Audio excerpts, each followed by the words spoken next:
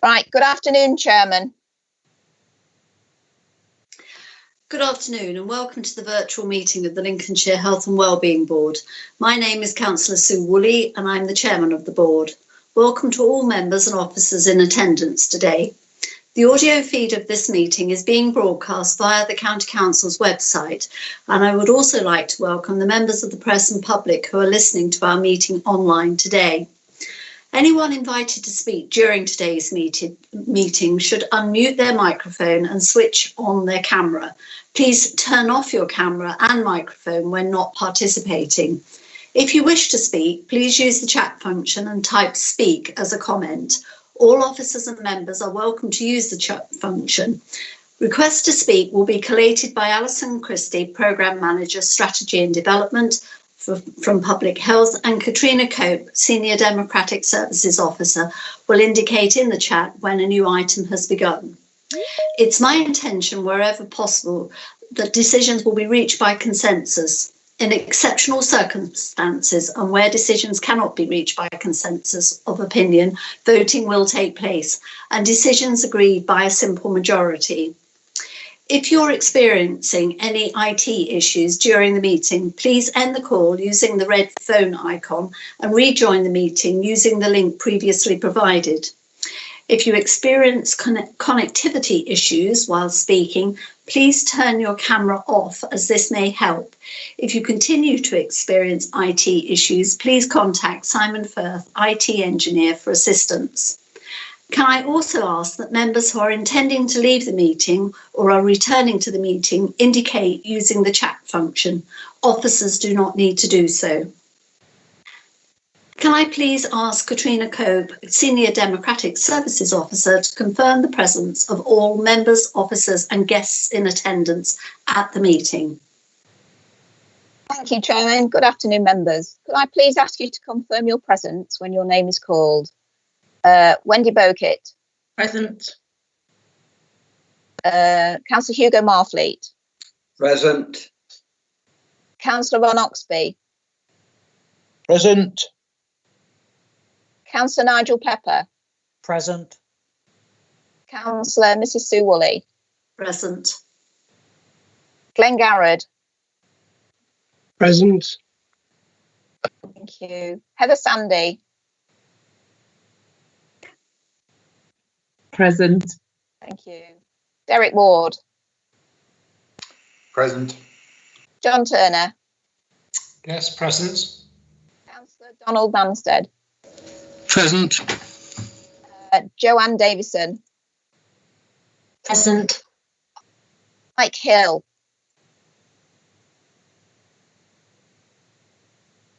No, nobody's seen Mike. Elaine Bayliss. Present. Jason Harwin.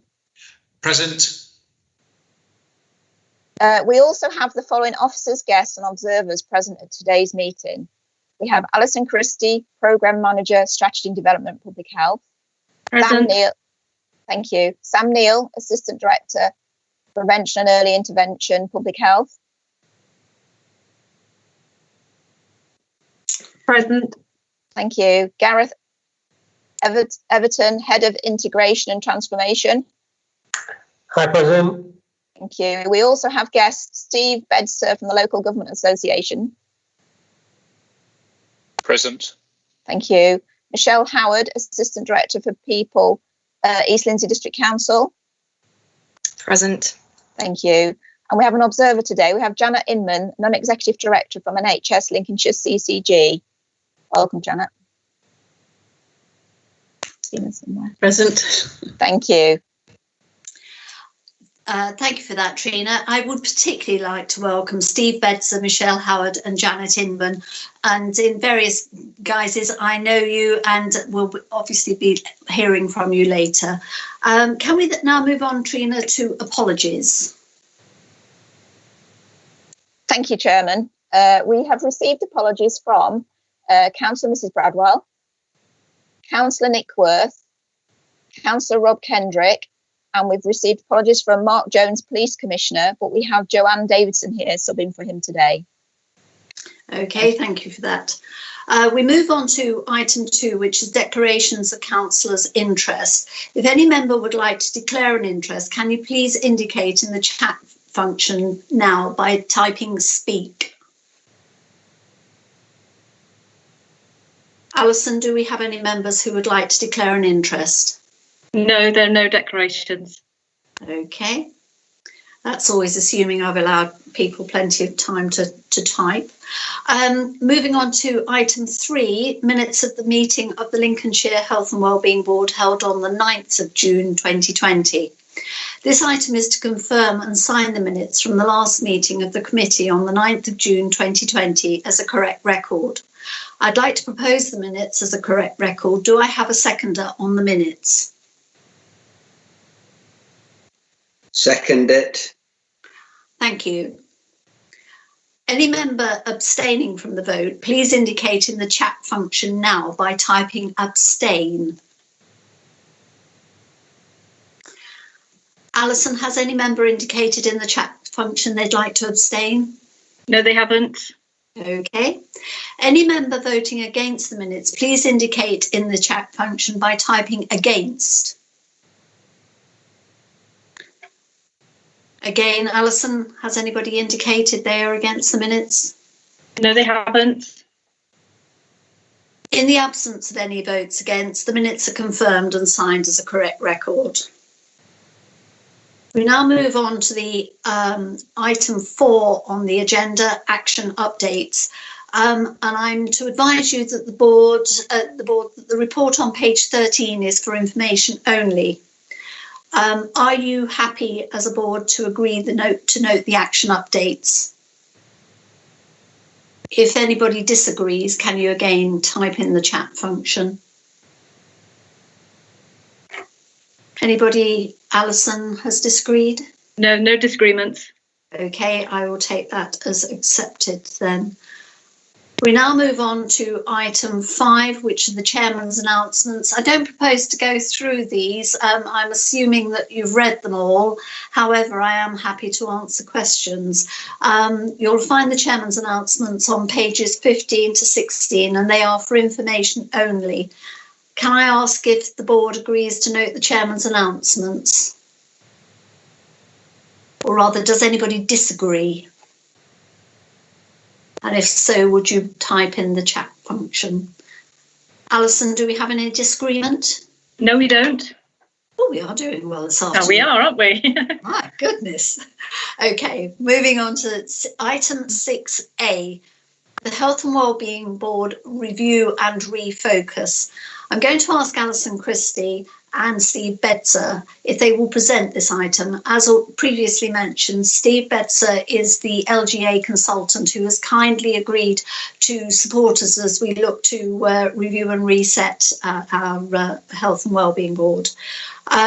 So it's over to you, Alison and Steve, and I'd then like to ask members of the board if they'd like to comment on this when we've got to the end of their presentation.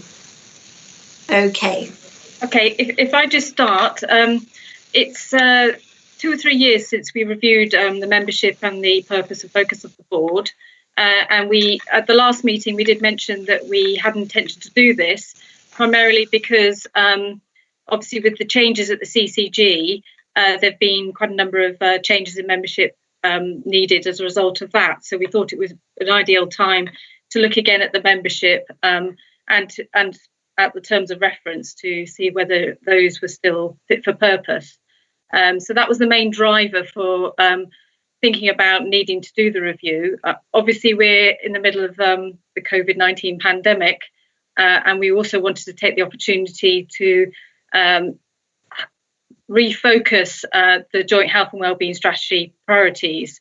So to think about the impact that COVID has had on the communities of Lincolnshire and whether we needed to reprioritise or look at particular areas in the strategy so that we can assure that we're taking forward any necessary actions that the board thinks needs to be taken as a result of the COVID as we come out into recovery.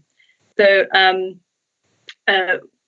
Councillor Woolley was approached by the Local Government Association, who were offering some support, and Steve Bedson has been working with me to put together a proposal for the review. I don't intend to go through the paper in terms of exactly what we're going to be looking at, because it's in there.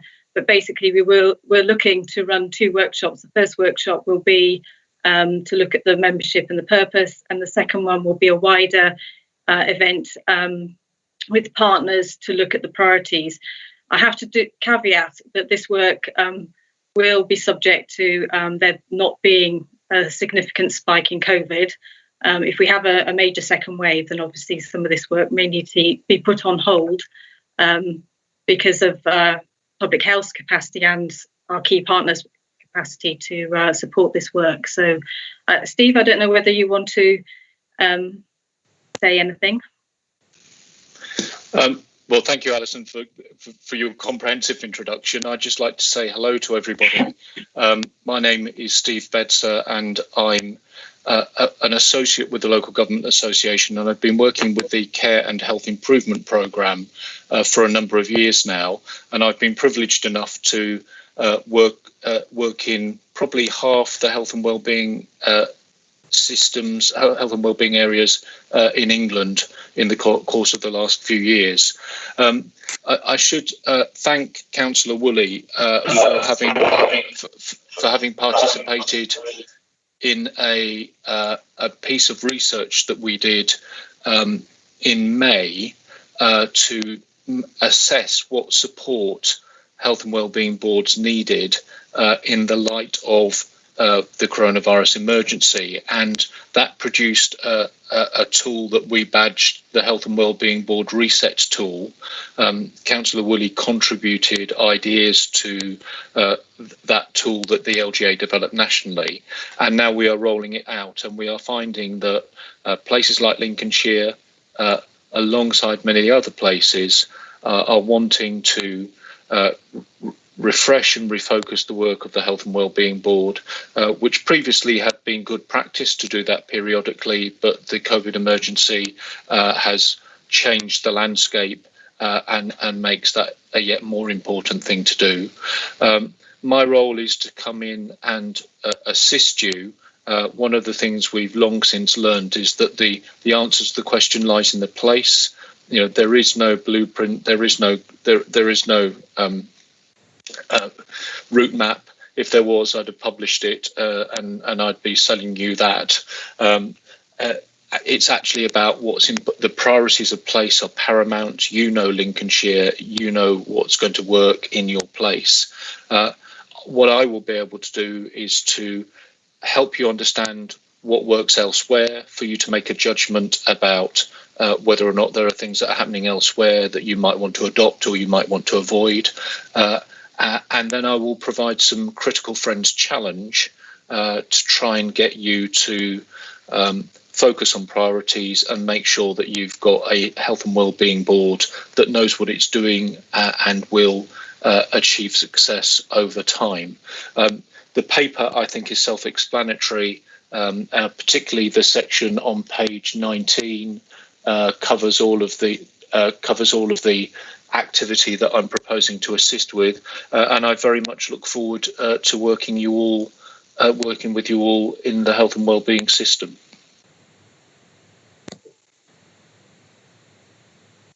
Okay, thank you for that, Steve. Now I'd like to invite members of the board to comment on the report. Alison, do we have any members who would like to speak? I can see some red dots. So John's got his hand up, and Derek and Councillor Nanstadt would also like to speak. So we will take them in that order then. John, Derek and Councillor Nanstadt. Okay, excuse me, thank you. Hi everybody. Sue, I think it's probably important to say that we've had over the past couple of weeks quite a few discussions, you and I, with one or two other colleagues about how our thinking is evolving about a potential sort of additional remit around the Health and Wellbeing Board. And I wonder if now would be the time, Sue, I take guidance from you in terms of just sharing that with board members. Very much so, John. Please go ahead. Okay, thank you. I think as colleagues will know, we in Lincolnshire, like all other parts of England, are required to develop something which is called an integrated care system, and that there's a particular requirement upon us to develop this and have it in place for the 1st of April next year.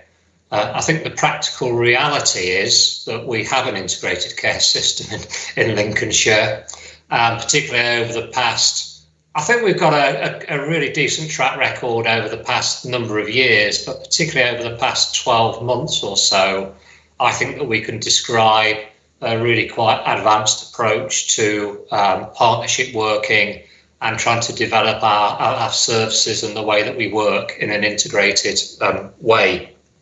The notion of an integrated care system first came out of the National NHS long-term plan published in January 2019.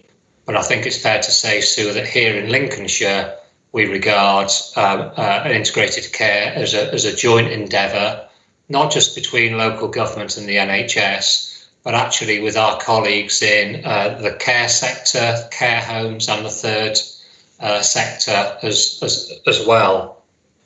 And again, over the past 12 months, colleagues such as Debbie, Glenn, Derek, have been working with myself, the Trust chief executives, Heather, Melanie from the care home sector, and colleagues such as Chris Wheway and Michelle Jolly in the third sector to develop our sort of a collective, broad approach to how we want integrated care to develop in the county.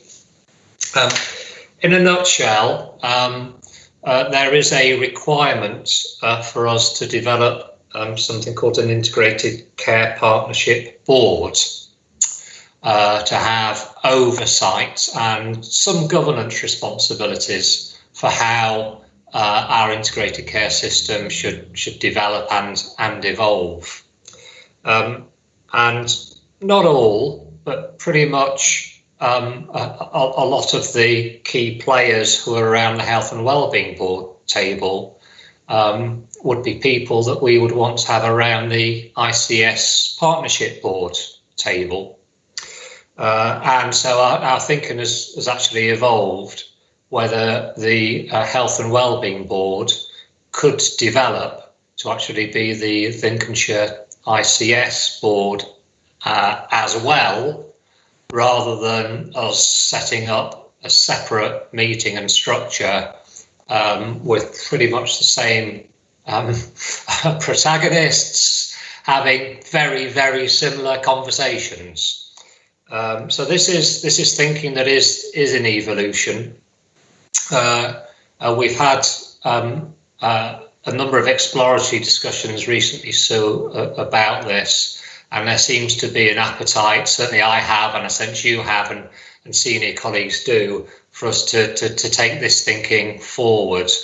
On the NHS side of the house, we still have some work to do with NHS England in terms of persuading them that this is an appropriate way forward for Lincolnshire.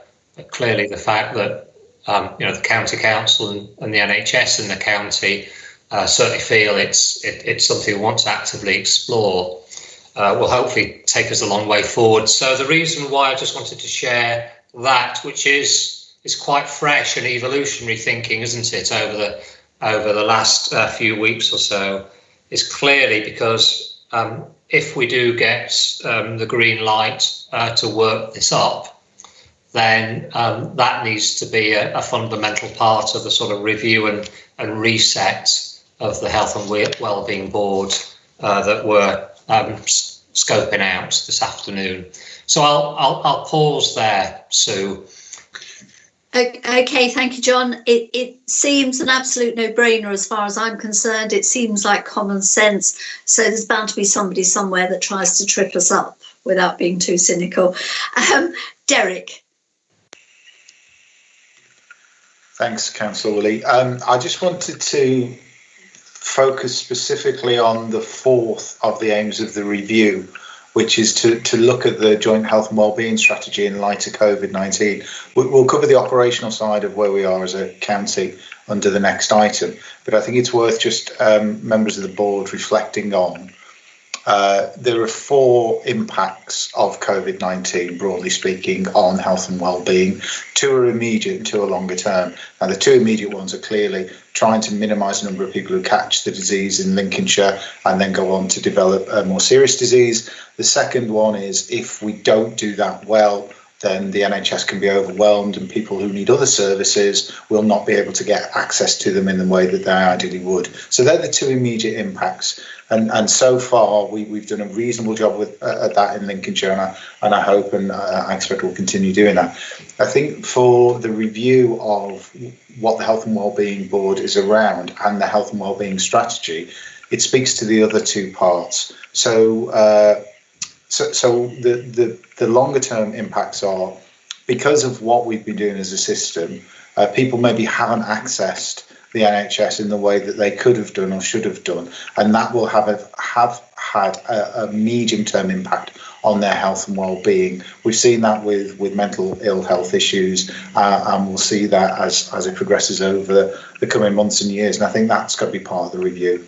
And the final thing is that we know with the impact on the economy and other wider impacts of COVID-19 on the country and on the globe, one of the key drivers of people's health and well-being is their income, is their education.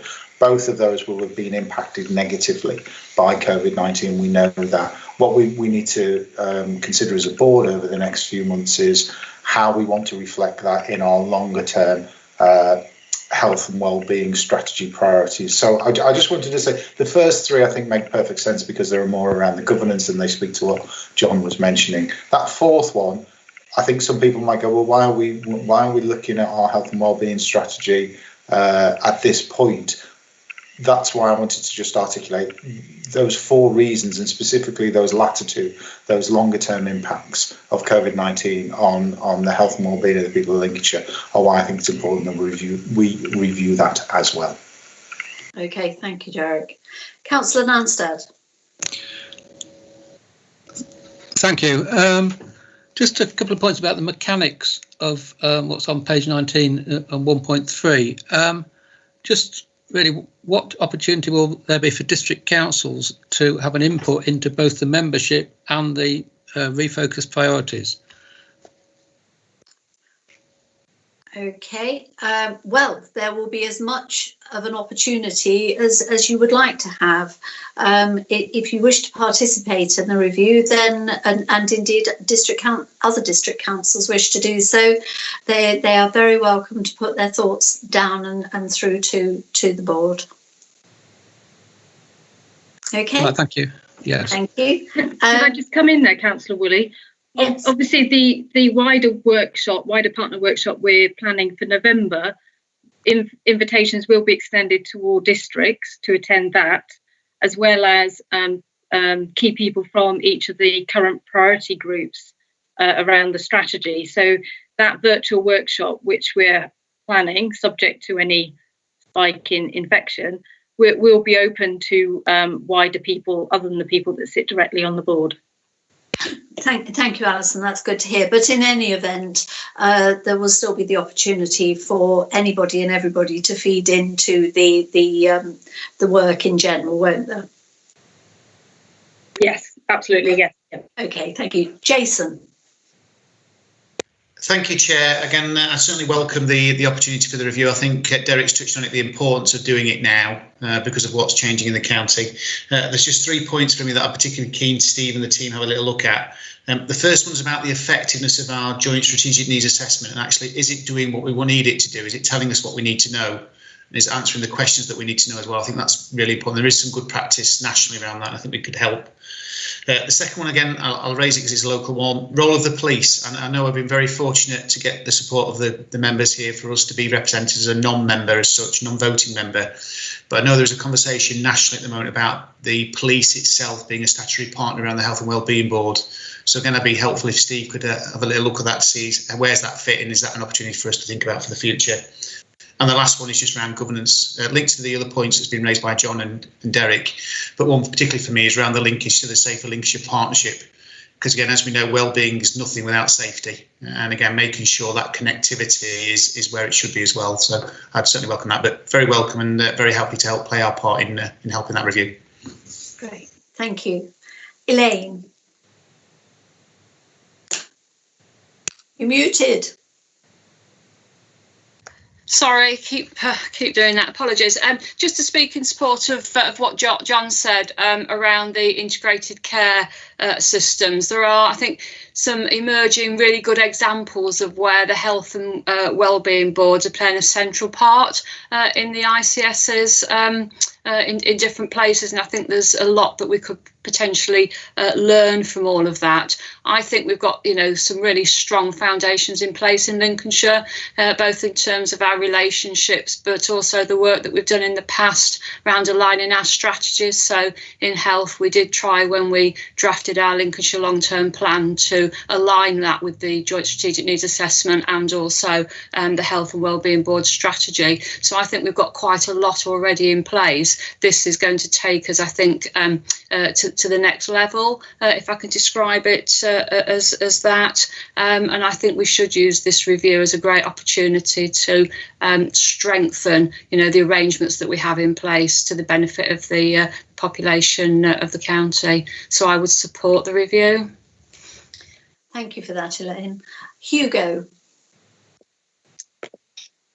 Thank you, Chairman. Welcome the review. I think we're just say a little bit of caution in it is that best will in the world with the JSNA, Derek has changed the format of that when he's taken over. I personally think it is a far superior format and connects better. So we don't necessarily want to go and strip it all out and change things like that too much, tweak maybe the content and make sure it's relevant and up to date. But it is nice, and I think that where Derek is going, we also need to give a bit of time rather than necessarily jump and start changing before actually it really has got embedded into the system, which is coming on. Just back to John Turner's comments, is that the area in the word develop and development and shape is very interesting, and I suspect post-COVID, there's going to be a lot of tightening of NHS money. There has to be a lot of tightening of money in the system somewhere because someone's going to have to pay for all of this and recoup the money back. And I think where we perhaps need to just be is not to get development into everyday work. And in a sense, it's two parts, isn't it? We're here to sort of help shape and make sure things are done right. And we perhaps need to give more support to drive development through for what's best for Lincolnshire. That would be my only sort of lines of thoughts, and to perhaps try and manage that and keep them quite separate so we don't lose our objectives of actually where we need to go in the future. Thank you, Hugo. Glenn. Thank you, Chair. Just a couple of observations, if I may, and building on something that Steve alluded to, along with the excellent paper I suspect that Alison has largely been responsible for producing, which is, in some respects, the government mandate for health and wellbeing boards sets a de minimis position. I think it would be really nice to see out of this review a very ambitious programme, which indicates not just that which we are expected to produce as a board, but also what more we can do. And I don't really want to open the door for a major debate about what that might mean. But one example would be the Joint Strategic Asset Assessment that Derek's leading on, which, if you like, is the flip side of the rather more deficit-based model of a needs analysis, which we are responsible for producing. I think the other point that would be relevant at this moment for me is COVID, whilst it's also been a devastating experience both for individuals and communities and the economy, also has allowed us to take some evolutionary steps as organisations, both individually and collectively. Information sharing, Chair, is one such example. And it just strikes me that the Health and Wellbeing Board has a vital role in not allowing us as organisations to go backwards post-COVID, and that the new normal incorporates those things which we can see as evolutionary progress. Okay, forced upon us, but for now, something that we would want to hold on to. Thank you, Chair. Thank you, Glenn. And yes, for those of you that can see me on camera and saw me laughing when Glenn was speaking about the data sharing and information sharing, both John and Glenn have had their ears bent this morning, because I've been grumbling about the fact that under the LRF, we as organisations can freely and happily, because of COVID, share information on individuals and vulnerabilities, and there's a rich source of information there on our residents, which we could so use to enhance their experience and the living and everything else. But I understand that the minute that COVID moves on, stops or whatever, we too have to stop sharing that information. And that is an absolutely ridiculous situation to be in. And I really do think that we should be pushing back to government and saying, look, come on, we are all grown-ups here. So, John, you're next. Thank you. Thank you, Sue. If I could come back on a couple of points, please. Firstly, just picking up what Hugo said. I mean, it's clear, isn't there, that however we come through the next, whatever is 6 to 12 months as a country, there is going to be significant pressure on all public services in the years ahead in terms of the financial side of things. So when I use the word development and evolution, I think that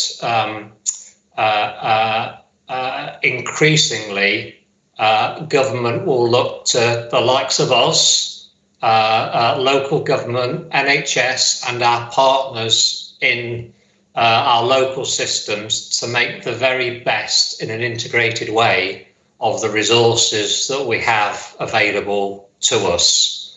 And you can almost kind of feel that that's the way it's going, can't you?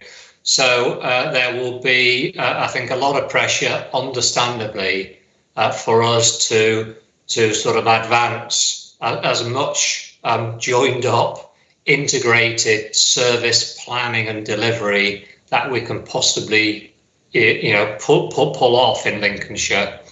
So that's really, I think, so I see integration as a way of us being able to answer some of those pressures that are undoubtedly coming down the line at us.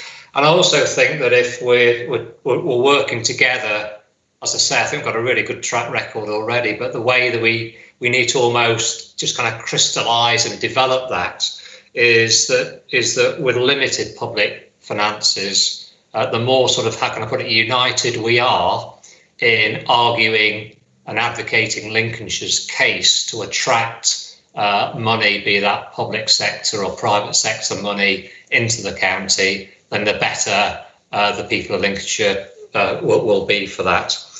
The second point, Sue, is I'll come on to the role of the CCG in a little while, but fundamentally this new CCG, as we're developing our purpose, is really going to boil down to three things, I think.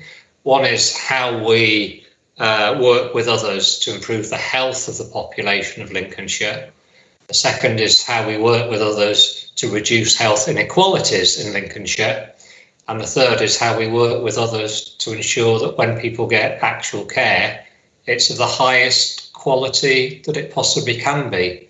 In terms of certainly the first two of those three, that seems to me to be something that is fundamentally part of the role of the Health and Wellbeing Board going forward as well, improving health and tackling health inequalities. So it all starts to, I think, really kind of dovetail together in my mind as part of that collective effort.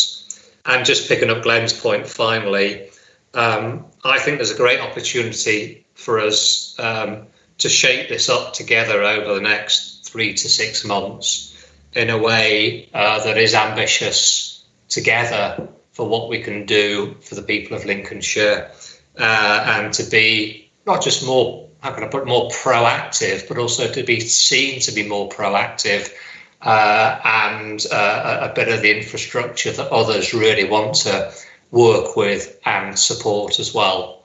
Thank you, Sue. Okay, thanks for that, John. I think that's been a really valuable little session. I suppose my final comment would be that the one bit that I want to be absolutely certain and sure about is that we are including the voice of the resident stroke patient in this, because when we originally did the last strategy, embedded within that was an awful lot of patient resident voice, particularly around the needs and what was wanted. And I don't want us to, it's very easy to do, to think what people want. But we were very fortunate that we could stand up and look anybody in the eye and say, this strategy is based on the residents and the patients' wishes in Lincolnshire. So that I'm absolutely delighted about. I will just ask Steve if he feels that he's captured enough information there to be getting on with. Steve. Yes, thank you. And I'm pleased to say, thanks to Alison, that I've had a very comprehensive briefing about some of the recent history in Lincolnshire. So the last piece of the jigsaw for me is to start learning names and faces as we go forward. The news about the integrated care system is new to me, and I think that strikes a note of confidence and ambition about what you want to achieve in Lincolnshire. The jeopardy is then about making sure that the oversight of the integrated care system doesn't come at the cost of losing sight of the wider determinants of health, losing the patient citizen focus, which is a hallmark of what you've done to date in Lincolnshire, and then making sure that you're engaging all of your partners, because the contribution from the police earlier, in some places there's a compelling case for police to be involved in the day-to-day of the Health and Wellbeing Board, but then you need to find a way to facilitate that without the police becoming involved in meetings where they've got no contribution to make, when it's some of the nuts and bolts about the integrated care system. So it's testing all of that, but absolutely, making sure that the JSNA, which of itself is a dynamic document, is still relevant and useful, tweaking rather than reinventing, I would suggest. And in the context of a county arrangement, very much recognising that districts are going to be delivering, one of the most fundamental determinants of health is somebody's housing status. Well, that's a function of the district tier. So understanding the relationship between those tiers of government. But I think it's an interesting and I think quite an urgent piece of work. And I just want to mention something about timing, because my world, I rock up in places and say, hey, let's talk about organisational development, and people will respond and say, well, actually, we've spent the last 6 months just trying to survive. So I just want to give you some notes of reassurance. Alice and I have been designing this process so that it can respond in an agile way to any peaks and flows in corona pressures. So we're being optimistic and wanting to set the time frame of by the end of the calendar year, but there is flexibility in what we're setting out to do that means that if needs be, this would be more like the end of the financial or municipal year. But some of the nuts and bolts that you need to do, I think, need to be in place in time for your annual meeting. And then, if you really are going to put integrated care as part of the key duties of the Health and Wellbeing Board, then actually that suggests to me that it becomes a priority, and even in the face of some other distraction from COVID, it's still an important thing for you to press on with and get done. I'll leave it there. Thank you, Steve. Okay, colleagues, the board is asked to agree to the points on, I think, page 17 of your report pack, that we review the purpose, membership and priorities as detailed in the report, that we receive a further report on the outcomes of the review at the meeting in December, and that we make recommendations to Lincolnshire County Council on proposed changes to the Council's constitution with regards to the Lincolnshire Health and Wellbeing Board. Sum up the changes to the constitution by I move that we support these recommendations, and can I have a seconder? Is there anybody there? I'll second that. Thank you. Right, any member abstaining from the vote, please indicate in the chat function by typing abstain. Alison, do we have any members abstaining? No, we don't. Any member voting against the recommendations, please indicate by typing against in the chat function. Again, Alison, do we have anyone typing? No, we haven't, no. Okay, in that case, thank you, colleagues. These recommendations are agreed. So can we now move on to item 7A and invite Derek, the Director of Public Health, to provide an update on the current COVID-19 position in Lincolnshire. Thank you, Derek. I'd like to, and then I'll ask members of the board if they've got any questions. Thanks, Councillor Woolley. With these data, obviously they are being updated daily. So what I'll do is I'll give you the information that we've got up to the end of last week, because we can then update in future board meetings. So across the county, and as I said, this is data that's correct up to the close of play on the 25th of September. We carried out, and I'll talk specifically over the previous 7 days, because that's what's going to give us a good idea of whether our data is going up or down.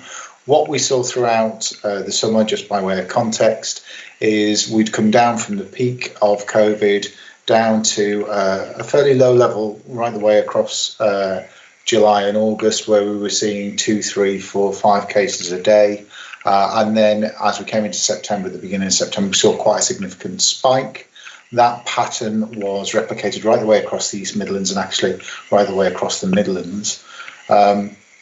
We've seen in Lincolnshire over the past couple of weeks a drop down from that early peak, and we had 2 peak days at the beginning of September, back down to a lower level, albeit that lower level is significantly higher than it was in the summer months. And in the 7 days up until the 25th of the 9th, we saw 130 positive cases over that period. One of the other key indicators we're keeping an eye on over a 7-day period is how many tests that we're carrying out. And over the 7 days up until the 25th of September, across the county, we carried out 8,500 tests. And when you put those two figures together, we get overall about a 1.5 percentage point test positive rate, which is important because that's part of what national government use to identify areas that are seeing a significant increase in their cases. Now, our percentage positive rate is different depending on the area that you look at, but all of our districts are below where a lot of the higher areas in the country are, and I'm happy to answer some questions in terms of comparative data in a little bit. Sadly, over the past week or so, we've seen an increase in our deaths. So we're up to, as of the 27th of September, we were up to 269 deaths in the county due to COVID. And just to give members a little bit of context in terms of what the East Midlands is seeing and where Lincolnshire fits into that East Midlands model. In the 7 days up to the 15th of September, we were seeing over that 7 days a 7-day incidence rate per 100,000 population of about 14 cases. So for every 1,000 people in Lincolnshire over that 7-day period, we were seeing 14 positives. In the 7 days from the 15th of September through to the 22nd of September, that figure stayed the same. It stayed at 14 per 100,000 population. And both of those figures are the lowest of any upper tier authority in the East Midlands, with the exception of Rutland. And for people who understand it, Rutland is actually quite I think it is the smallest upper tier authority in the country. Their figure was 10, our figure was 14. And then you compare that to somewhere like Leicester, their figure was around 88 per 100,000 population. So whilst we have seen an increase and we saw a spike at the beginning of September, that's dropped down a little bit, but is higher than the summer months. We expected that. But comparatively speaking, as a county, we have some of the lowest rates still at the moment compared to the other counties in the East Midlands. I think I'll pause there because there's lots of data, lots of different questions I'm sure people will have, but hopefully that gives everybody a reasonable overview. Thank you, Derek. Do we have any questions from anyone at all? Before, I'll just give people a moment or two, Derek. The 269 deaths, does that include North, is that Greater Lincolnshire or is that just Lincolnshire ourselves? That's just Lincolnshire County Council area. Obviously, North and North East Links also have their deaths because they are separate upper tier authorities, so they report differently. Okay. Councillor Nanstead. Thank you. Just a couple of questions. First of all, the figures are often given out by district, but for instance, for Lincoln, you've got villages round about Lincoln, which are either in West Lindsey or North Kesteven. Is there any indication that actually some of those in West Lindsey and North Kesteven really are part of Greater Lincoln, and for instance, for the southern part of North Kesteven, as an example, there's a much lower level than the northern part? That's the first question. The second question is that Lincoln has 2 universities which are in the process of going back. Some of the students are already back. How do you see that as affecting things? And the thirdly is, if we ever get to a position where there is any local lockdown, just to emphasise the need for very clear messaging when it's talked about, for instance, no households mixing. That doesn't always mean that, because it can mean that someone who is in a support bubble on their own can mix with another household, but sometimes it means they can't, and it's not. And I think some of the Welsh counties have actually introduced something where even in a support bubble you cannot mix. So it's just a need for clear messages. So for instance, someone on their own doesn't think that they cannot mix with someone in their support bubble. Thank you. Thank you, Councillor Nanstead. Just taking those in order, in terms of the City of Lincoln, we do have data which we share for every district council, and you're absolutely right that the City of Lincoln, we have specific figures. We also have North and South Kesteven figures. We have West Lindsey figures, and we actually go down to a much lower level. So we go down to a middle super output area and we map that. So there are people in every organisation. Obviously, some of these data are restricted.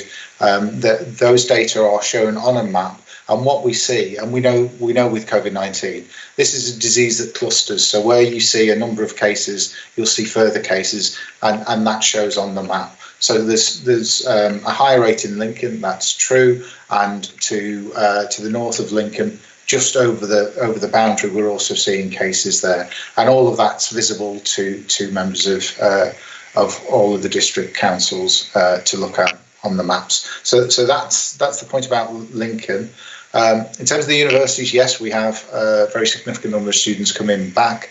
We've been working with all of the FE, further education and higher education organisations right the way through the summer, just as we have with our schools and our head teachers, to provide them with advice and support. We put in a bid very early on to get a local testing centre put into the university campus, because obviously we've got the showground is our regional testing centre. It's got a huge amount of capacity, but a lot of students won't have access to a car, so can't get up there. So we've got agreement, and the build will be starting very soon for a local testing site at the university, and students will be able to book themselves in for a test, and we'll be able to get that on the university campus. That we hope will help to identify students who have any of the symptoms very quickly, so that they can be isolated. And we've been working around the wider support package that the university will provide for those students if and when they do test positive. And then I think the local lockdown point is a point well made. I know the government are looking at the messaging. It is quite a complicated picture, and it depends where you are, what the legal status is, what the rules and regulations are. And my understanding is that's been looked at by central government and is likely to be simplified over the next few days, if not a week or so, and we will get a simplified model. But obviously the Prime Minister will announce that when that is completed. Thank you, Derek. Jason. Yes, Chair, just to support Derek in terms of the last 2 points around the university and the communication. So as a result of the changing in the numbers of COVID, obviously the local resilience forum has gone back into a response mode, which obviously, again, importantly for us, is not just about responding, but it's about looking at our preventative, proactive work that we can do, both not just in terms of messaging, but also looking at some of our locations where we are likely to see increases, or are seeing increases in outbreaks.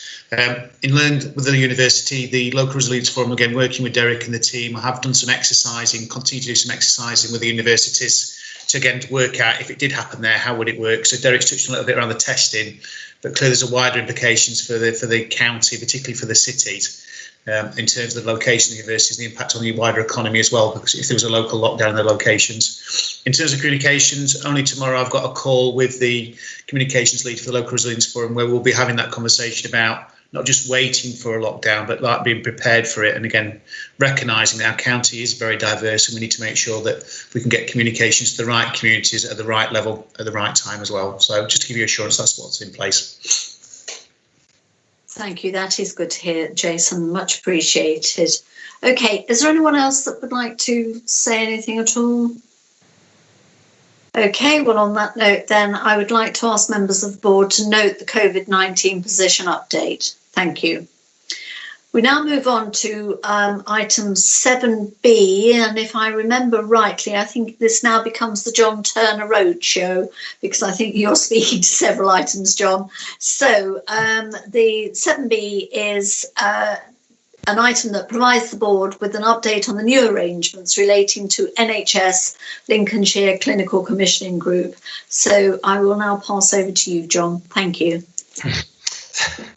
Thank you, Sue. I don't want this to be the John Turner ongoing monologue, so I'm very happy to take comments or questions and others to chip in as we go along. Sometimes I get bored with the sound of my own voice, so I hope you don't. So I'll try and keep it brief. I'm not sure that was for the minutes, Alison, but there you go. OK, so the first item is just in terms of the establishment of the CCG. Obviously, come Thursday this week, the CCG will have been established for 6 months since the 1st of April. So I hope that this kind of just forms the last of the sort of update notes on the establishment of the new CCG. I think everybody's aware, obviously we've been up and running since the 1st of April. We're coterminous with the County Council. Our budget's about 1.3 billion, and we've got a commission services on behalf of the GP registered population of Lincolnshire, which is about 780,000 people. The new CCG, like all similar new CCGs across England, is required to become a strategic commissioner, as that's really rather different from our predecessor CCGs, who arguably had much more sort of stronger sort of contracting functions rather than commissioning functions. And in broad terms, the CCG is responsible for oversight of all aspects of the NHS and for working with all of our partners. Obviously, our trusts, the GP practices, local government, care homes, third sector, and a wide range of partners with the objectives, as I said earlier, of deploying resources to best effect, to improve the health of the people we serve together, reduce health inequalities, and ensure that when people require NHS care, it's of the highest possible quality. We're still sort of finding our feet as a CCG, but having a new chair and a new board in place, I think, has enabled us to have a proper think about what value we can bring to the health and care system in the county. In terms of our chair, that's a chap called Sean Lyons. I'm very happy, Sue, if any members of Health and Wellbeing Board were interested to describe the other members of the board and how the clinical input works and so on. Although that's internal wiring within the CCG. But I think it's important to emphasise, Sue, that you, along with as chair of the Health and Wellbeing Board, along with Derek as our Director of Public Health, and also Sarah Fletcher from Health Watch, attend all meetings of the CCG. Really helpful input, and I think just sort of is a good way of, or one way of showing how closely we are all working together. I want to come on in a few moments, if I could, to COVID and where we are within the NHS. But needless to say, the entirety of our focus, really since the 1st of April, if not before, has been around supporting the NHS and the care sector in its broadest sense in Lincolnshire as best we can to get through the first phase of COVID.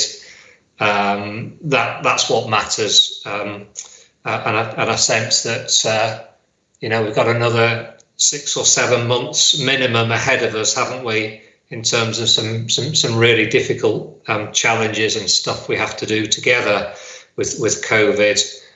So that amongst all of our work programme is and will remain our number one priority, of course. I'll pause there, Sue. Happy to take any comments or questions. I'd also happy, of course, to move on to the next item as swiftly as the chair would like me to. Okay, right. Well, first of all, I would like to thank you.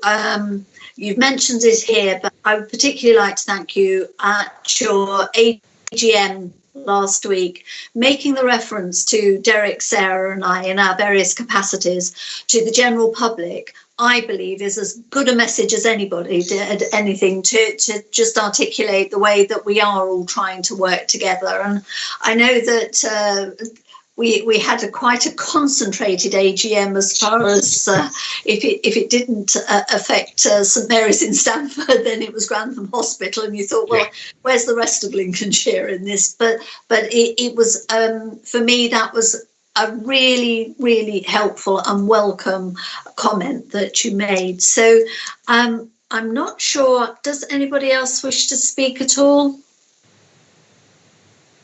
And of course, it goes without saying, I'm delighted that Janet, as one of the non-executive directors, is sitting as and observing us all today. So we're all on our best behaviour, Janet. Right. Okay. Well, we will now move on then, John, to the next item. Thank you. Okay. Thank you, Sue. And just to say, interesting, just reflecting on our annual general meeting last week. Obviously, there is an area, a specific issue around GP premises in Stamford that understandably was a concern for a lot of people, and that rather dominated our meeting. And similarly, on previous occasions, there's been a lot of interest, understandably, about the future services at Grantham Hospital.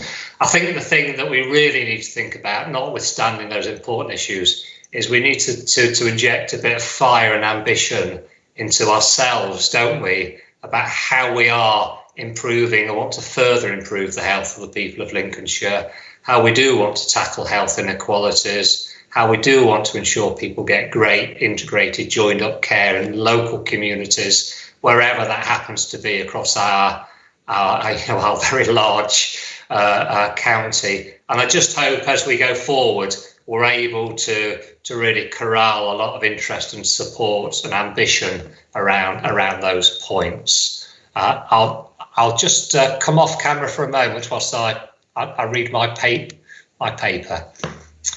So moving on to the next paper. Thank you. So that's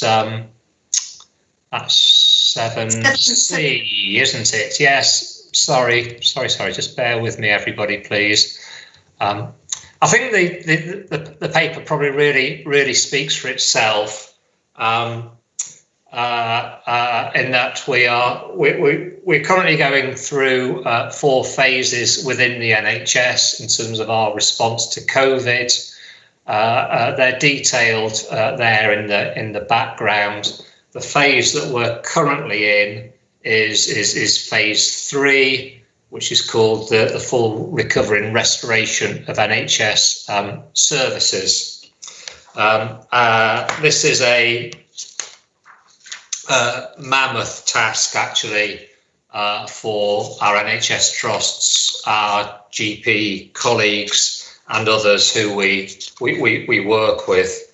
I've attached to the paper the letter that came out on the 31st of July describing the approach to the 3rd phase. I think just say it's there's a set of extremely comprehensive expectations in that letter. Understandable, but comprehensive is a bit of an understatement. And understandably, the bar has been set very high for all of us in the NHS in terms of restoring services and catching up on elective care, cancer care, and all of the rest of it.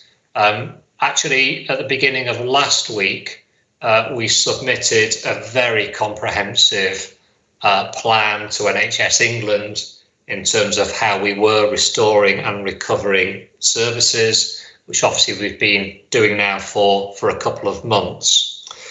And we await feedback from NHS England about that, but the indications are that the NHS in Lincolnshire, working with our colleagues, is doing comparatively well compared to the NHS in other parts of the Midlands region, which, whilst on one hand is good to hear, on the other hand, we have no complacency and are not underestimating in any way the magnitude of the task that we've got. As we look towards the next 6 months, there are 4 key issues that all of us in the NHS are grappling with. And I suspect this applies across the broader health and care sector as well. The first is dealing with the ongoing implications of coronavirus, be that planning for the second wave, and how we would do that, or be that the implications of social distancing within our healthcare settings, PPE, and so on. The second issue that we have to deal with is preparing for winter. So as well as dealing with coronavirus, as we move into the second half of our financial year, winter is upon us, as we know, and I'll not rehearse in detail the challenges that winter brings the NHS and the care sector in the county. Suffice it to say that as I'm speaking to you today, our colleagues in ULHT are experiencing levels of attendance at A&E departments and levels of demand for medical beds, which are high and give us a sense that we are already in winter in terms of demands upon those services. Alongside that, clearly we have to deliver the largest ever flu vaccination campaign over the winter period, and we are looking to do that as early as we can in the coming months. And members of the Health and Wellbeing Board may know that GP practice is already on that in the county. So as well as coronavirus and as well as winter, we have to do the full recovery and restoration of NHS services in line with the letter.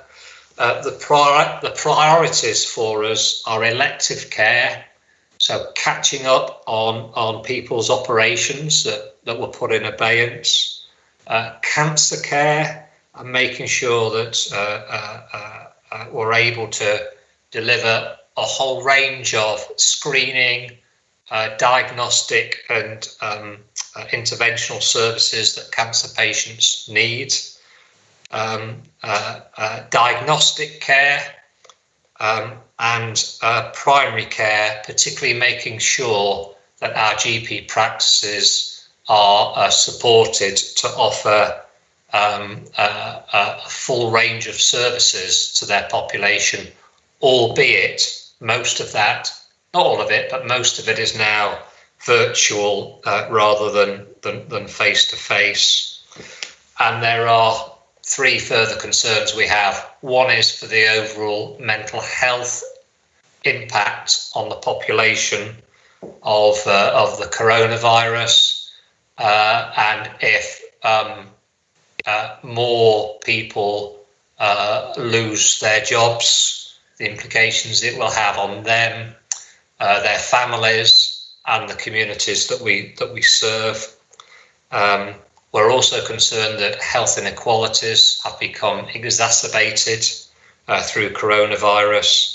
And finally, Sue, just to come back really to the point we've said right at the top of the meeting, the only way in which we can deal with these challenges is by us all working together as a system, be that people and parts of the NHS working together, but also, of course, the NHS working together with social care, with the third sector, with the care homes, and so on.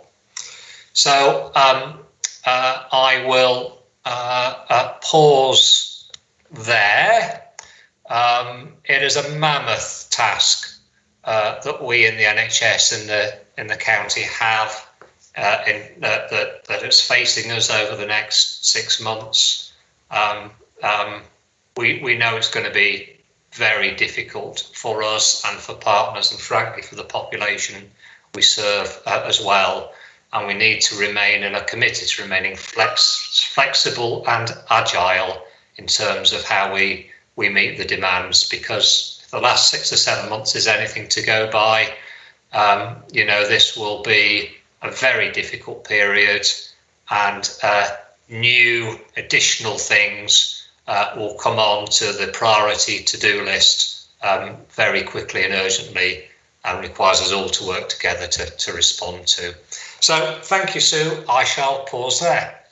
Okay, thank you, John. I think at a meeting this morning with East Midlands, something that came out of it was, and this was coming from NHS colleagues, we all know that how hard they've been working and how some of them are so desperately tired, but that we as the rest of the public must remember to be compassionate and also be kind as well. We're hearing a lot of frustrations of people not being seen as quickly as they should be, or not being seen, or having to wait a little longer. And I think it's something that certainly I, as a councillor, and I hope my councillor colleagues will be trying to impress on our residents, that we just need to remember that there are a lot of people working within the NHS who just need a little bit of kindness, and it really doesn't cost very much. So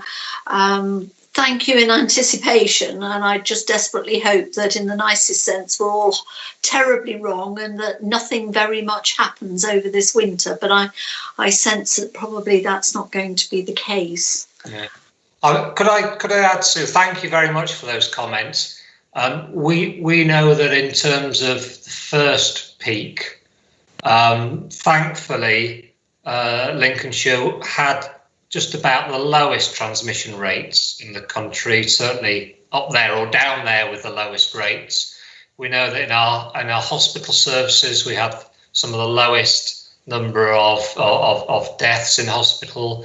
We know that in our care homes, we had amongst the lowest pro rata number of deaths in our care homes, and the size, the geography, the rurality of Lincolnshire, I think, was of great assistance, as well as the good common sense of the people of the county, and that contrasted obviously with the challenges people in metropolitan built up areas have.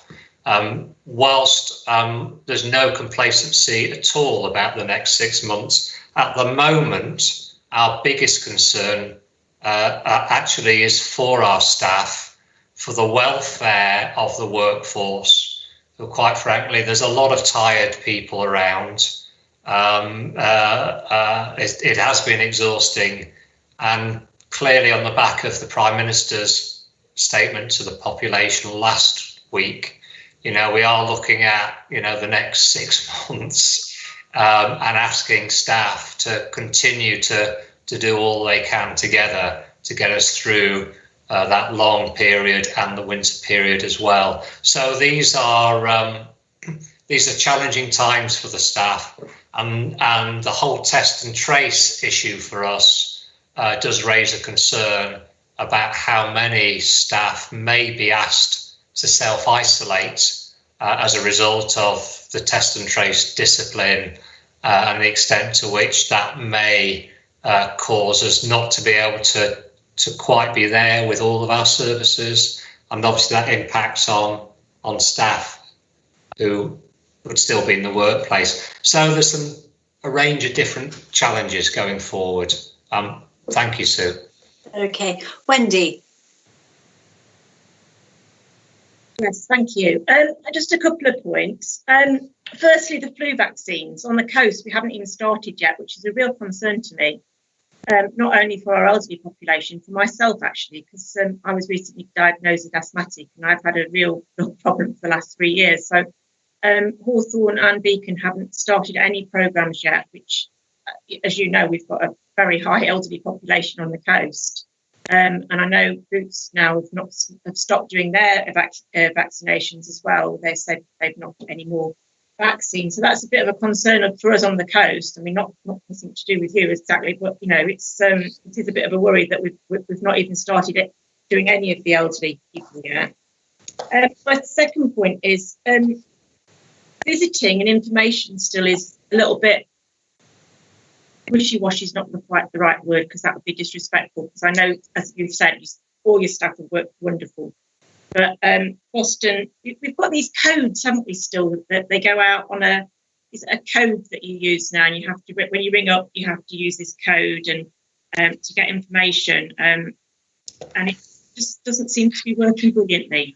I've got an elderly neighbour in the hospital, and they struggled to get info, and the daughter rang up and gave the code, and she had to prove who she was, and just I understand where you're coming from, but it's Dad's in hospital, he's been rushed in, and we can't get the code right, so we can't get any info, and then we can't visit. And I understand about the visiting, but again, you know, we are going to move into different times. And that's my third point, care homes.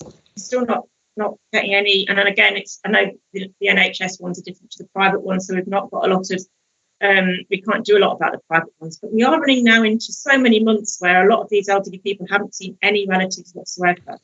And we go to another, which we are going to go, aren't we? I mean, we are going to have another lockdown. We know we are. When it comes, we don't know for how long. But another worry, you know, 6 months' time, these elderly people possibly, no disrespect to them, possibly won't be here. And it's really, really, really makes me anxious when we've got, you know, dementia patients. I mean, my mum's one of them, that you can't see. But I don't know what we can actually do that when it's not the NHS. It's really difficult. But they're just, and then my final one, sorry, my fourth one, cancer. Where are we on cancer? Because again, I know we got behind a bit. Are we getting anywhere near getting back to our you know, our treatment, our delays and everything else? And are we going to stop again if we have another COVID outbreak? That's another big worry. That's my question. That's it. Thank you, Wendy. Thanks for those comments. If I can pick up one or two, and maybe Elaine might be able to come in and pick up a few points as well. Firstly, just on the flu plan, just so you know, we the CCGs are required to have a flu plan which describes how we're going to ensure that all of the vulnerable groups across Lincolnshire get their flu vaccination in line with national guidance and all of the rest of it. And we have we've also had that peer reviewed in the past few weeks as well. And the result of the peer review has been very, very positive. So we do have that plan now in place. Obviously, that's this plan for the CCG. You're quite right. At the end of the day, not all, but a huge proportion of the vaccinations are delivered by GP surgeries. We're required to work through the vulnerable groups in a certain way. So, for example, care homes, I know I'm up there amongst the first cohort of people to receive the flu vaccination. I know that some GP surgeries in the county have started their flu clinics. Clearly, from what you say, not all of them have. And I'll just try and satisfy myself in terms of where Hawthorne and Beacon are in relation to that, because you're quite right. When you look at the more deprived and elderly populations in Lincolnshire, there's certainly a high proportion out in the Skegness and coast area. And in terms of cancer, just to say to you that the ULHT's board, I know is receiving, and its next meeting, I think it's next week, an update on how the Grantham Green site model has been going. And of course, that's concentrated both on cancer care and also on elective care. And my understanding is that some really good progress has been made so far on both of those fronts. Clearly, and we're in line with what NHS England have asked of us, but clearly, you know, there's still a lot of work that lies ahead of us on that.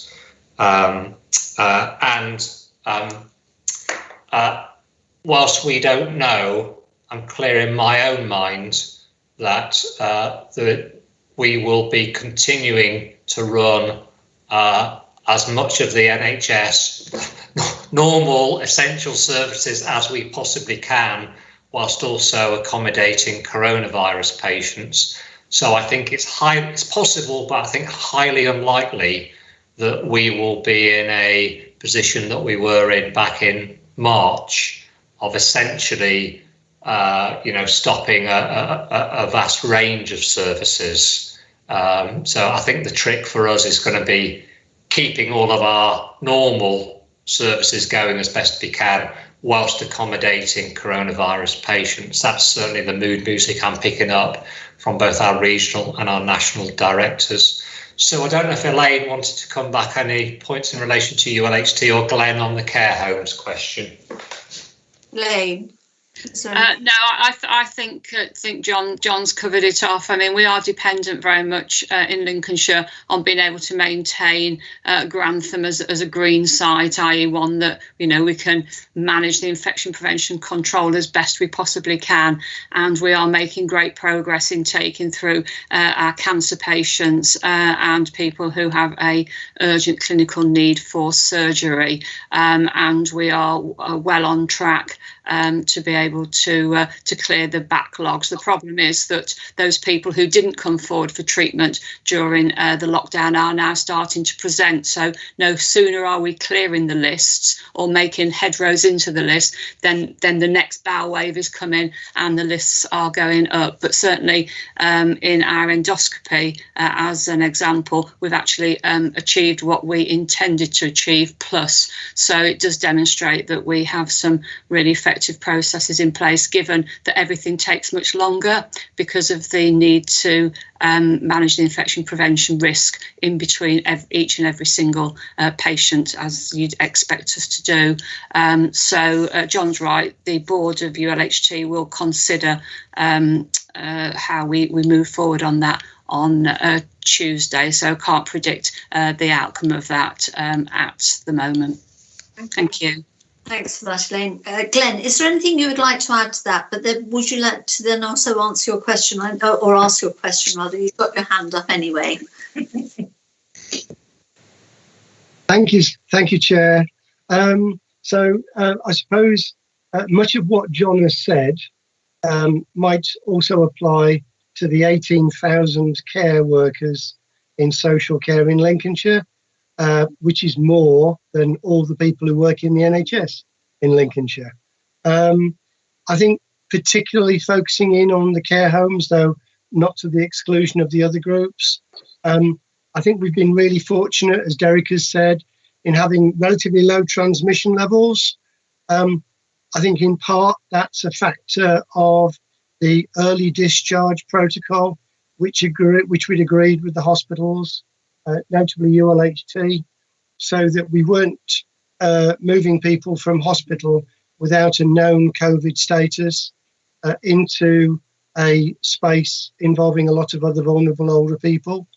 That's really, really important. And it's very important that we continue with that over the coming 6 months. It's also something that the government has reiterated as part of its latest winter plan publication. We've also got a winter plan to produce. The expectations have grown this year because it seems that at a national level, ministers are now trying to more clearly oversee what's happening in social care, which was always the case in the NHS. So I think that's probably a positive, but also another, shall we say, burden on an already creaking system. And I think, as John has rightly said, we've got COVID second wave, possibly third, we've got winter pressures, and we've got Brexit, all of which we have to contend with in the next 4 to 6 months as a sector that isn't necessarily getting any more money. I suppose also the important point here is the one that Councillor Bowkett mentions around social isolation. I've just finished reading a Health Watch report for July, which included, for the first time, a lot of comments from both staff and families of people in residential care, talking about the challenges and the sadness of not being able to talk to their loved ones, at best through a window. I think it's also heartening, though, to hear of the many examples of digital communication, which has allowed a level of contact. I know it's not ideal, but it has been the case that in a number of situations, families are saying that's really helped me stay connected with my father, my mother, my grandmother. And it's really heartening that the majority of comments are positive. The care homes are talking to each other and they're all trying to do something that will help maintain that contact. And it is really important because there's increasing evidence of earlier death rates associated with lack of social contact, or certainly a level of higher deterioration. It's also important, of course, that we keep the guidance alive, but it's not just our guidance for the care homes and visiting. It's down ultimately to the care home, and a number of national care homes have taken a blanket approach to no visitors. It's typically not the local ones that are small providers where that's the case. And of course, I'm not trying to encourage you, Chair, to think about the next agenda item, but that is a useful segue into item 7D, should you be minded to go there. Before you do go there, I just offer Councillor Nanstead the opportunity to ask a question. Yeah, it's just for John, because at the start of this, John mentioned about the increase in demand for A&E and medical beds, giving the impression that it was almost winter's on us and we're not in October yet. But what has been the effect of people who've survived COVID but been left with conditions? What effect has that had on NHS demand for services?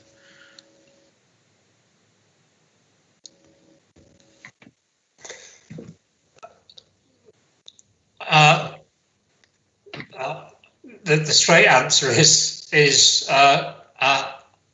I'm personally not too sure. I must say that in all of the conversations that I've had with GPs across the county, with our clinical leads, with my colleagues in the trusts and so on, our concern has been primarily focused on the management of coronavirus patients, as well as obviously the restoration of services, as we've just been discussing. It certainly hasn't been drawn to my attention that there are currently any significant challenges to the NHS in terms of the ongoing management of people who have previously suffered coronavirus. I don't know if Derek's still with us, whether there's anything that he'd be able to say in relation to that. Obviously, it's a point that is a little bit in the news at the moment as well. Yeah, there is evidence of long-term syndromes coming out for certain people who have been infected with the virus, but the evidence is still emerging about what that manifests itself as. And I was on the Chief Medical Officer call earlier today, and there's more research being done. Obviously, this is a novel virus. It was only seen for the first time at the end of December, so we've not even had a year of it. But I think the implications for the people who do have long-term effects will come out over time, and obviously clinical treatment and support for them will follow. Okay, thank you for that, Derek. I think that's it, John, because I think Elaine's hand is a legacy hand, isn't it, Elaine? Thank you. Okay, so can we move on to item 7D, which is the CQC feedback on provider collaboration during the pandemic? If you'd just like to update us. Thank you, Sue. Yeah, so very briefly, the CQC approached Glenn and I think early July time, saying that they wanted to review 11 systems in England. I think that's 11 out of 44 in terms of how the system had collaborated, and particularly how the broader health and care system had worked together in terms of supporting people who are 65 years or older. Glenn and I were delighted that they wanted to come and have a look at what we'd been up to in Lincolnshire. That work took place at the end of July, and I think, Sue, that the slide deck that CQC provided for us is attached to the papers. In a nutshell, what they reported back in terms of what they saw and what people said was extremely positive. A very strong spirit of joint working and support, mutual aid, thinking about and putting actions in place to support staff across the broader health and care sector, using digital technology in an innovative way to support each other, leaders as well as staff on the ground working in an integrated fashion. And everybody will see from the slides that it's an overwhelmingly positive report that we've had, and one that I'm obviously delighted, to receive. But I think is a testament to the many thousands of people who work in the health and care sector in its broadest sense, to our colleagues in care homes, the third sector, as well as local government and the NHS, and just how well they have worked together to do the level best they can for the people of Lincolnshire. And the evidence from the CQC is very strong in that regard. So I think this is really good news for us. I think the only sort of but is, like I said earlier, we are at best, halfway through, aren't we? This really difficult period with this virus. We know we're going into winter. We know we've got second peak.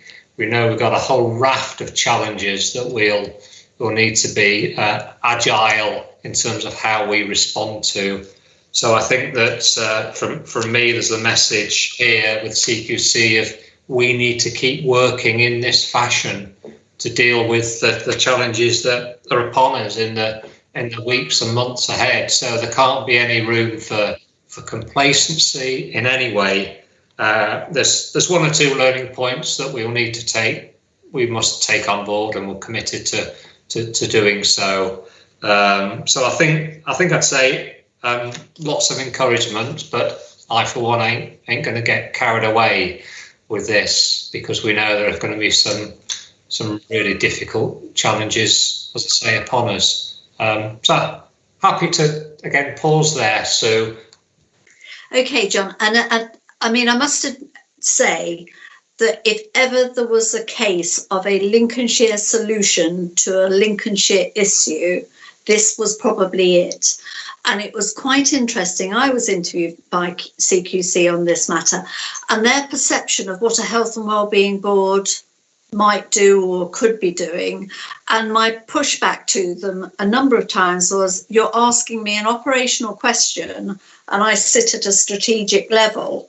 And I'm not saying one's right and one's wrong, but the point is they'd obviously got this idea in their heads of what things should be doing or done. And what our system has shown is that for us, the way of working as a team, as a system, for this particular issue was working pretty well for Lincolnshire. So congratulations all round to those that all took part in it. It really did show. It was almost great to have them come in, and you don't say that very often about CQC, do you? So, okay, thanks very much. Anybody got any questions or comments? Katrina. Yes, Chairman. Yes, Chairman. Could I just ask that for the last two items, we just check that the committee are happy to note those report before we move on to the outcome of this 7D, please? Oh, I've had a slap on the wrist. Oh dear. Right, board, very quickly. Are you happy about the last two items, please? I'll take the no comments as a yes, you are. No dissenters at all. That's all right, Katrina? Thank you, Chairman. I appreciate that. Bless you. Okay, move on. Let's go to item 7E, the Centre for Better Ageing. And I believe this is you, Sam. This is a double act, Chairman, myself and Michelle Howard. So if you bear with us, we'll probably both be on screen, and we'll take this between us. So it follows on very nicely, I think, from the previous item in terms of some national recognition in terms of things that we're doing with Lincolnshire. Apologies, first of all, to those members of the board who've seen this probably at least once, if not twice already in different settings. But the reason for bringing this report to this meeting is that the Health and Wellbeing Board oversight and governance for this piece of work is absolutely fundamental. So it needs to be very much on the radar, and particularly, as you've said already, with the review of the Health and Wellbeing Board, this fits in a very timely way. So I'm not going to go through all of the detail in the report. There are a lot of appendices for information, and Michelle and I will try and pick out the key issues for you. Thanks very much to East Lindsey in the initial phases of this. A year last August, we saw the opportunity and took the opportunity to apply to become the strategic rural partner for the Centre for Ageing Better, which culminated in January with us finding out that we had been successful and a formal agreement at the Centre for Ageing Better at the end of March. Since then, obviously, COVID has intervened. We have had some setbacks with getting things moving forward, but we are now starting to see some progress. So we now have our memorandum of understanding agreed. We have our partnership steering group in place, and I'm really pleased to say we have now appointed a partnership manager who will start with us on the 18th of November. So we've made progress. What we'd like to do is just highlight for you the key areas of work and the key reasons why we want to get involved in this piece of work. The key fundamentally, and I've heard discussion earlier on the call around sort of the older adults in Lincolnshire and making sure we look after older adults. The key focus of the work with the Centre for Ageing Better is focusing on an age group that is pre that, so those approaching later life. It pains me to say it, but that is those from sort of 50 plus, and that does include myself. And it's about taking early preventative action to make sure that we are learning what works in a rural setting, working with colleagues in urban settings as well to test and trial different things in places, to understand what works to enable people to have a healthy and fulfilling later life.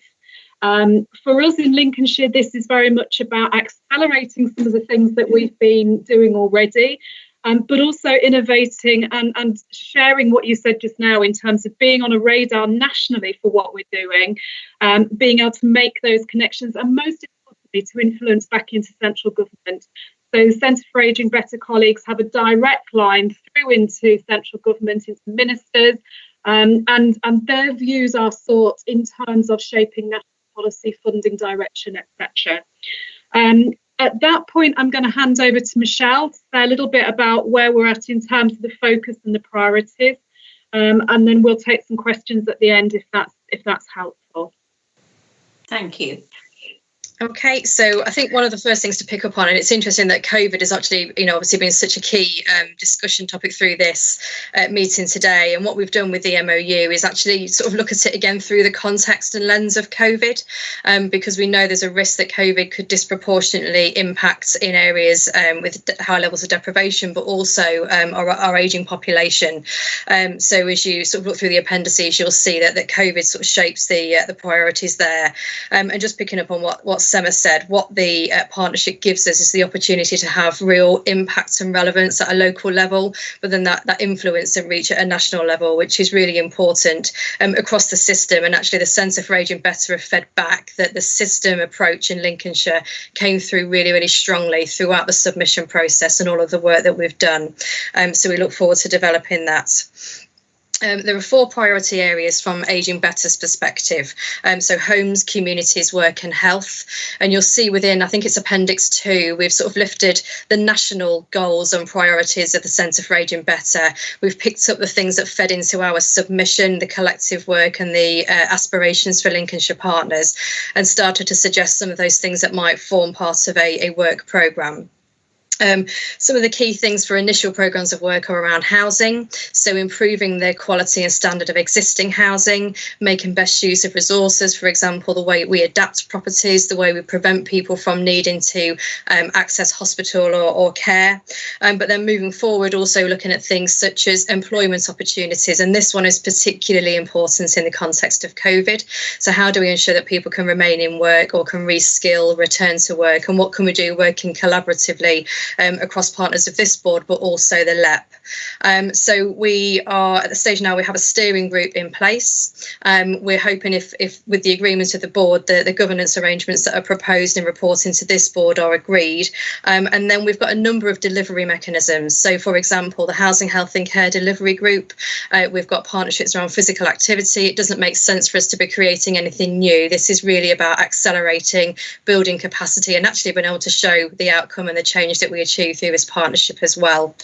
I think the final thing to say is we did have a delay in terms of the launch of the partnership because of COVID. So it is proposed that there would be a launch in October, and details will be circulated in the next week or two.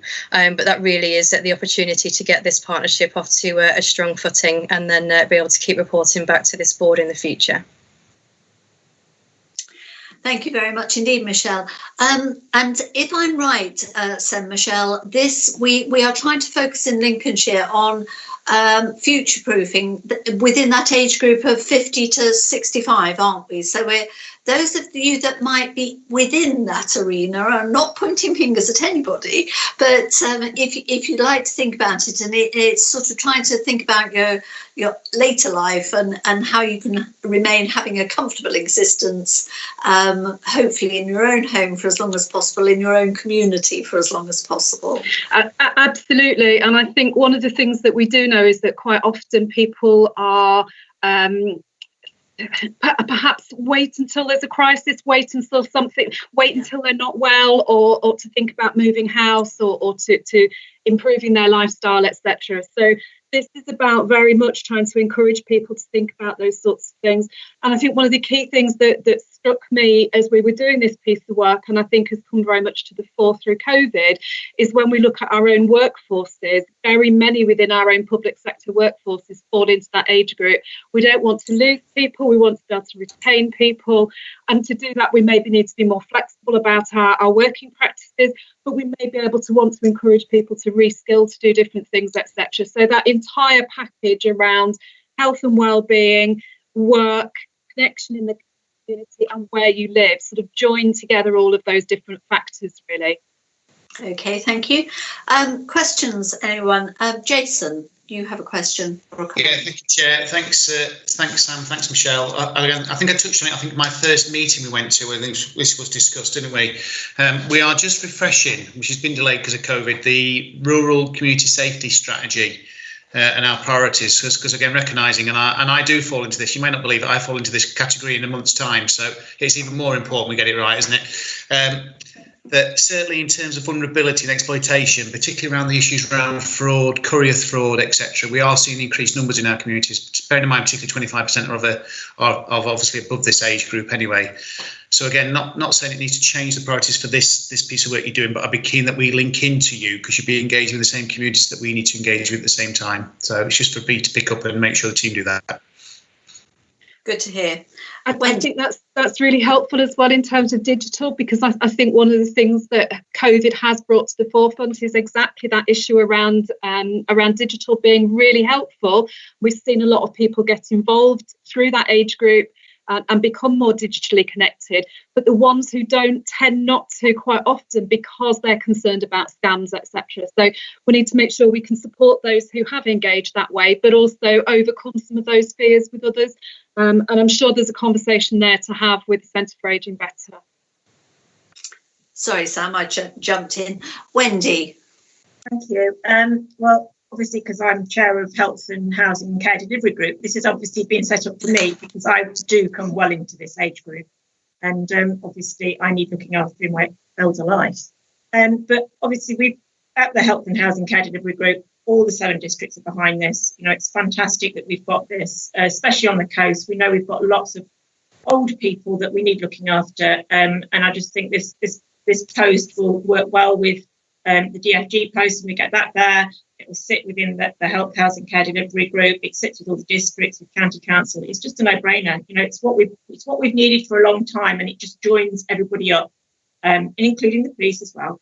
We'd like to have you on board as well. But it will work, and it with all the districts behind it as well. I just think it's good news, and I just, you know, and thank you for all your hard work, both of you. You know, you've done a tremendous job to get it to this stage, and look forward to going further and looking at the results. Thank you. Thank you for that, Wendy.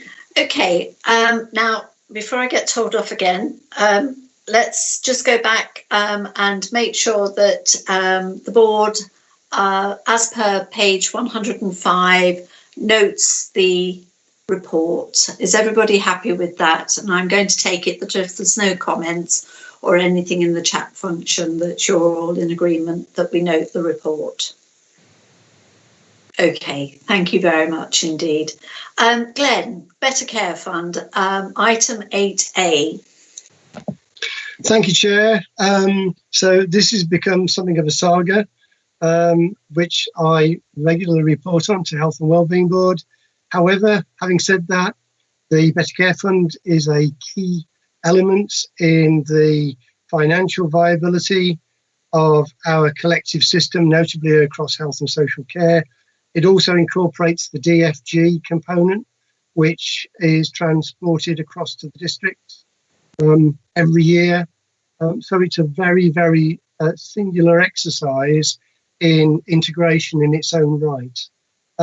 Lincolnshire does very well on the BCF, and we have still the 4th highest pooled budget in the country, which is an indication of the joint work which we've touched on through all the earlier papers to Health and Wellbeing Board.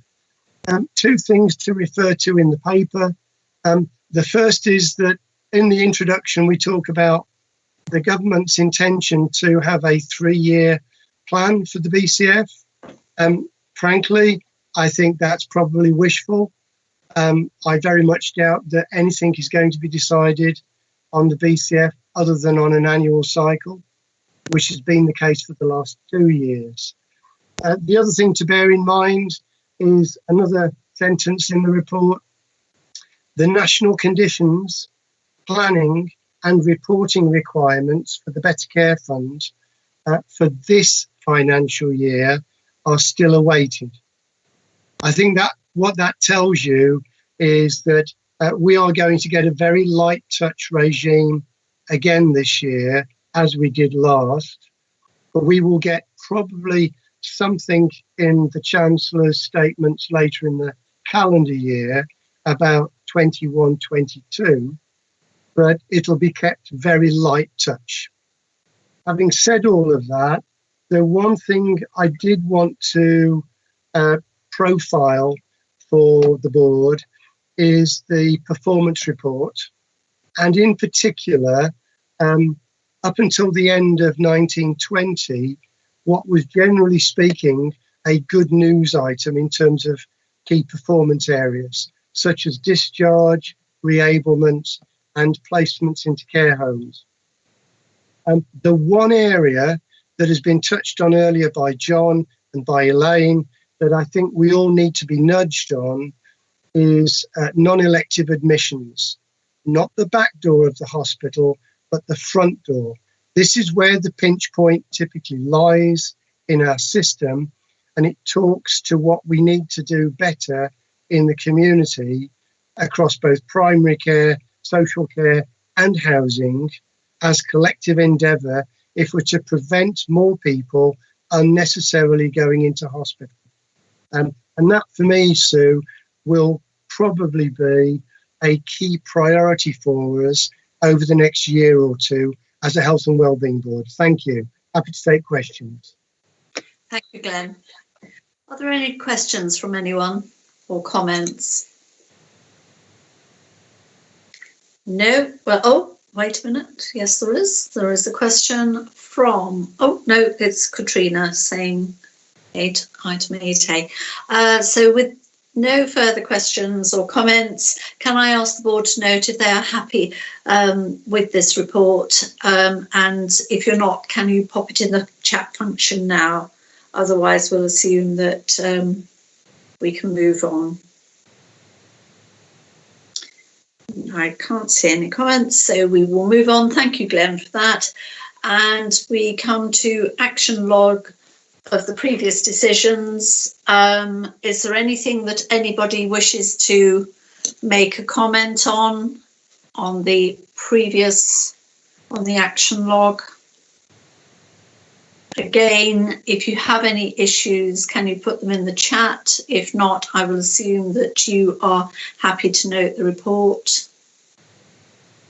And finally, 8C, the forward plan. Again, it's for information only. If you're happy to note the report, I will assume that unless you put something in the chat function, you will do so. Okay, that now concludes the business of the meeting. Thank you everyone for your attendance. You may now leave the meeting by using the red phone icon on the taskbar to end the call. Best wishes and thanks very much for your attendance. Bye.